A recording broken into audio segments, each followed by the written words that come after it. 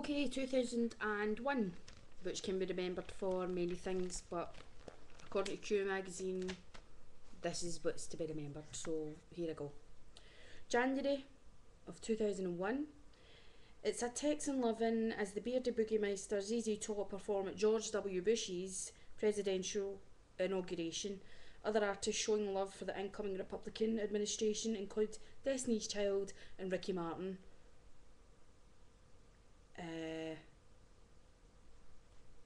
Right. What can you say? Normally, if you have Ricky Martin at a party, it normally goes down well. Obviously not. Wondered who chose that set list. February, the Manic Street Preachers become the first Western band to play a gig for Fidel Castro in Cuba. Quote, "It can't be louder than war," sniffs the cigar chomping dictator. No, he was always one for funny quotes. March, hip hop mogul Puff Daddy or P.Diddy or P.Diddy Daddy or whatever the fuck he's called is acquitted of firearm charges after being nabbed taking a gun into a New York nightclub. He celebrates by changing his name to P. Diddy. He was with Jennifer Lopez that night as well. She left him not long afterwards. She had to testify in court and was worried about her reputation and her career. She's still got a fat arse though. April, REM's Peter Buck is arrested after allegedly assaulting an air stewardess en route to London from a Nelson Mandela tribute gig. He's later acquitted after Bono was called as a character witness. Now, if you're going to get away with anything, Bono's your man. I mean, he's right up there at the right hand side of God. It's no Jesus. And he's like that with the Pope as well. So if you're wanting Bono to back you up, whether you've maybe done a bit of shoplifting or you've murdered somebody, I'm sure Bono's number will be in the yellow pages or maybe in the phone book somewhere, but give him a wee call. He'll do you any favours. He's a great guy. So I definitely have him on your side. In May, a sculpture of Michael Jackson and his pet chimp Bubbles by kitsch pop artist Jeff Koons fetches a wallet emptying £3.8 million at auction. Why in the name of the wee man would you buy a sculpture of Michael Jackson and Bubbles? Now, I've seen this, but Jesus Christ, you would have to be completely hardcore to buy that. Where would you put it? In your garden as a water feature? Make something out of it? Actually, don't answer that.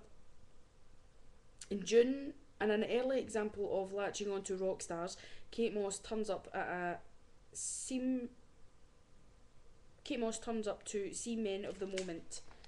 The Strokes play at the tiny Oxford Zodiac. Can't stand Kate Moss, so I'll leave that. July, kids are hot news this month as Liam Gallagher becomes a dad for the second time when Nicole Appleton gives birth. And David Bowie launches a nursery rhyme based online radio station for toddlers, Kick Out the Jammies. I never heard of that. Wonder if it's still going. That's a bit weird. Yeah, he became a dad as well in the noughties. August, it's a slow news month as the tabloids work themselves into a tizzy over the debut UK gig by hot new American combo The White Stripes. Were they married? Were they brother and sister? Was it incest? Can you get away with that sort of thing in America? I'm not slagging America, I know you don't really do those sort of things, but that's Meg. I don't know. It's all a bit strange. Anyway, September of 2001, AC/DC shot down in flames and the Gap band's You Dropped a Bomb on Me are pulled from US radio stations in the week of 9/11. Though neither are as unfortunate as hip-hop duo The Coup, whose album Party Music features two planes crashing into the World Trade Center on its cover. Now, I don't think that was done intentionally, and it was a terrible thing that happened, and loads of lives were lost. It's just a bit crazy. But yeah, they pulled loads and loads of songs off the radio in America, well, all over the world, unless you're in Iraq or Afghanistan, where they don't listen to music. But they pull loads of songs off, and it's actually in another post that I've put on that put a list of different songs that had been taken off. October, the world gets its first, but sadly not last, taste of Simon Cowell as the first series of Pop Idol airs. The eventual winner is impressively chinned crooner Will Young. Now, if you don't know who Will Young is a British singer who was basically manufactured through one of these reality TV shows by Simon Cowell. But he's actually the only one that's had the biggest success, and he's really, really good, so you should check him out.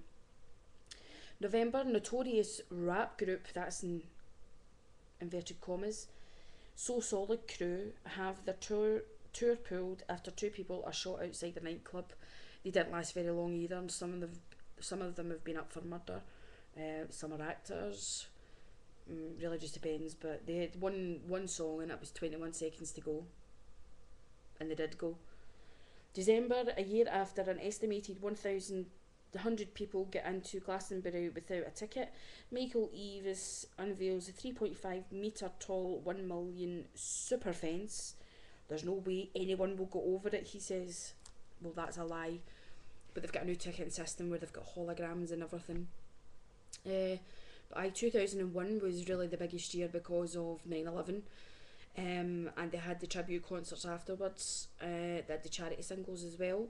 If I can find the video, I will link it up and show you. It was like Justin Timberlake, Mary J. Blige, and it was Marvin Gaye's What's Going On that they did. But it was a really, really good video, very apt for the time as well.